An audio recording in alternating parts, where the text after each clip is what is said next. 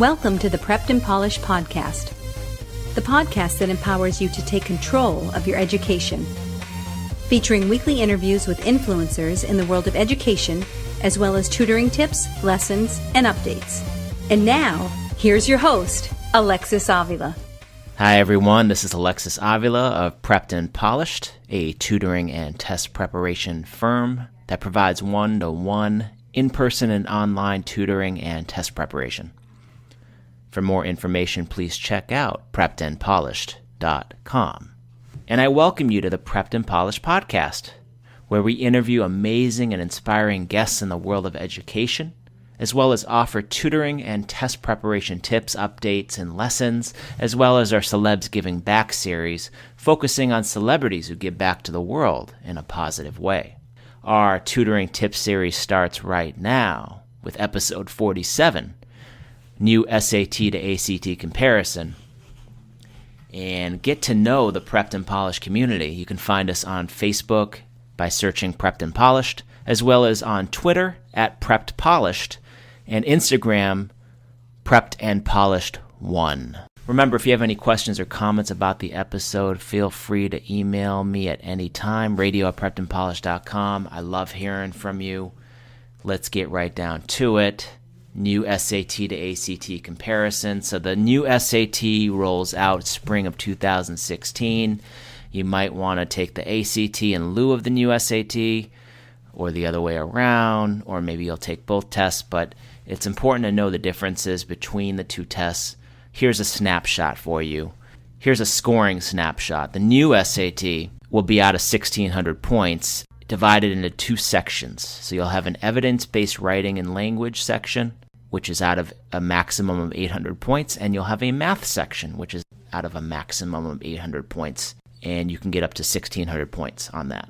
And you'll have an additional essay, if you decide to take the essay, an additional essay score that does not affect your composite score. The essay is scored on a scale of 2 to 8. Now, the scoring on the ACT, your composite will be the average of 4 scores in the areas of math, English, reading, and science. The essay portion provides 2 additional scores that does not affect your composite score, and the average composite score ranges from a 1 to a 36. Let's talk about test length. On the new SAT, it will be a 3-hour exam, plus an additional 50 minutes for the optional writing portion. 153 total questions. On the ACT, it's a 2-hour and 55-minute test, plus an additional 30 minutes for the optional essay portion. A total of 215 questions. Now let's take the microscope and zoom in on the sections. On the new SAT, the English section. The new SAT English section, 35 minutes long, with 44 multiple choice questions and 4 different passages. The English section on the ACT is 45 minutes long, 75 multiple choice questions based on 5 different passages. On the reading section of the new SAT, 65-minute long affair with 52 total questions, and it asks questions that require use of evidence to reach conclusions from the passage, and there's going to be 4 long passages and 1 double passage. On the reading section of the ACT, it's a 35-minute long section with 40 questions, uses reasoning skills to determine and evaluate aspects of passages. Now let's talk about the math section. On the new SAT math section, you have 57 questions, 80 minutes to do them, emphasizing data analysis, algebra and real-world problem solving, and calculators are only allowed for the 55-minute calculator section. There's also a 25-minute no calculator section. On the ACT math, 60 questions, you have 60 minutes, emphasizing geometry, algebra, and trig. Calculators are allowed.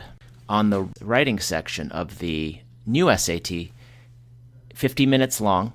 This section's now optional, and the student must critique a persuasive essay with a common prompt on each test, but a variety of sources will be used.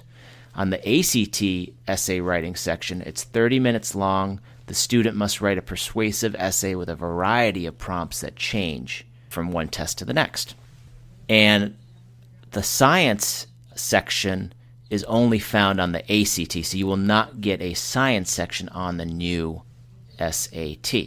So, that's your snapshot, your new SAT to ACT comparison. And this wraps up our show today with a new SAT to ACT comparison. And tune into our upcoming episode. It's the next one, number 48, my conversation with college visit and planning expert, Kelly Cajo. Thank you for joining us on the Prepped and Polished podcast. Now go out there and take control of your education. You've been listening to the Prepped and Polished podcast. For more information, check out preppedandpolished.com. Also, you can follow us on Facebook and Twitter. Thanks for listening. Class dismissed.